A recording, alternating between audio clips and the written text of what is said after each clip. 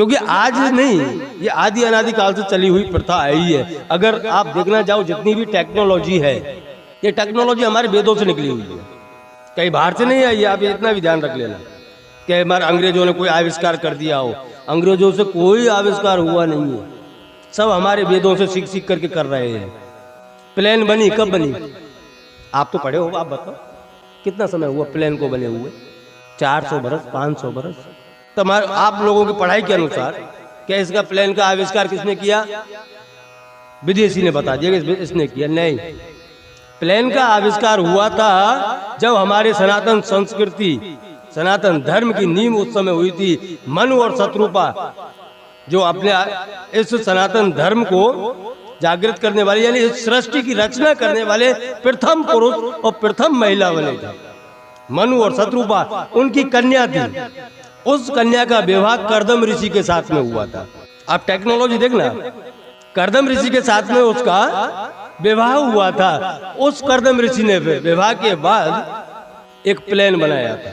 और वह प्लेन कैसा? ना तो उसमें पेट्रोल डले ना पानी डले, मन के द्वारा चलता था। एक साथ में वह आकाश भ्रमण पूरे विश्व का किया 6 महीने में। 6 महीने तक उसने ऊपर से प्लेन को नीचे उतारा नहीं था, वो खाली मन से चलता था। उसके अंदर सारी सुविधाएं, 5 स्टार होटल तो कुछ भी ना। अब कोई हनीमून पे जा रहा हो तो वो हनीमून पे तो अच्छे से ही जाएगा ना। इधर कर्दम ऋषि ने उस समय पे प्लेन तैयार किया था जब ये सृष्टि की रचना हुई थी।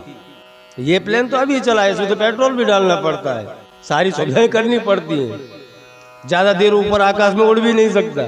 वो तो 6 महीने तक चला, और चला भी तो कैसा? बिना ड्राइवर के, जीपीएस लगाया हुआ। एक बार कर दिया कि मुझे अमेरिका जाना है तो ऑटोमेटिक अमेरिका ही पहुंचेगा, बाद में तुम लोग जो कर रहे हो वो। तो ये टेक्नोलॉजी आज की नहीं है, आदि अनादि काल से हमारे शास्त्रों के अंदर है, पर हमें उसको पढ़ना नहीं है। हमें तो इंग्लिश में पढ़ना है, दूसरे लोग जो बता रहे हैं उसको करना है। स्वयं की जो अपनी स्वयं के धर्म को लेकर के अपने पढ़ने के लिए बैठे तो सारी चीजें हमारे इसमें से ही प्राप्त होती है। अगर आप किसी भी प्रकार से गीता पढ़ना चालू करो, नॉर्मल सी बात है, आपका माइंड जिस चीज को ग्रहण करना चाहता है, एग्जाम्पल के लिए कि आप एक मैकेनिक हो, इंजीनियर हो, अथवा तो आपका रुचि राजकारण में जाने की है, जैसा माइंड है वैसा ही आपको गीता के अंदर से प्राप्त होगा, ये पक्का है। राजनीति सीखनी है तो गीता से प्राप्त हो जाएगी। अगर किसी को मैकेनिक बनना तो भी उसी में से प्राप्त हो जाएगा। कौन सा आविष्कार कैसे करना है गीता के अंदर भी बहुत से बताए गए हैं, क्योंकि शक्तियां कहीं बाहर से लेने नहीं जानी पड़ती। वेद के अंदर एक श्लोक आता है, अष्ट चक्र नव द्वारा देवानाम पुरियोद्या तस्याम रण्य कोशो स्वर्गो ज्योतिषा, कि अखिल ब्रह्मांड की शक्ति जितनी हम आंखों से देखते हैं वह स्वयं के शरीर के अंदर है। अगर इसको जागृत करें तो पहले ऋषि मुनि सबको जागृत कराया करते थे, इसलिए सारी चीजें चलती थी। अब ऋषि मुनियों के महात्माओं के पास में जाने में शर्म लगती है। हमको मार वो समझेंगे, वो क्या कहते हैं, बैकवर्ड। अगर महात्माओं के आश्रम पर ज्यादा जाने लगेंगे तो बैकवर्ड हो जाएंगे, हम तो हमारे साधु बन जाएंगे, तो हमको साधु बना दिया जाएगा। अरे भैया, कोई किसी को साधु बनाने वाला नहीं है। तुम तुम्हारे गृहस्थ आश्रम में रहोगे वही अच्छा है, लेकिन धर्म का पालन करते हुए, जो धर्म अपने साथ में रख करके हम गृहस्थ आश्रम को आगे लेकर के जाएंगे तो हम तो सुखी होंगे, बाकी के हमारे बच्चे भी सुखी होते जाएंगे। क्योंकि शास्त्रों के अंदर 4 आश्रम बताए हैं, गृहस्थ आश्रम, ब्रह्मचर्य आश्रम, वानप्रस्थ आश्रम और संन्यास आश्रम। सबसे बड़ा जो आश्रम बताया है वह गृहस्थ आश्रम बताया है, कि आप धर्म को पकड़ कर, धर्म को साथ में लेकर के गृहस्थ आश्रम को भोगोगे तो आप अपना कल्याण तो कर ही सकते हो, अपने 7 पीढ़ियों का भी कल्याण कर सकते हो। अगर धर्म नहीं है तो वह गृहस्थ आश्रम नकामा है, वह गृहस्थ आश्रम किसी काम का नहीं है।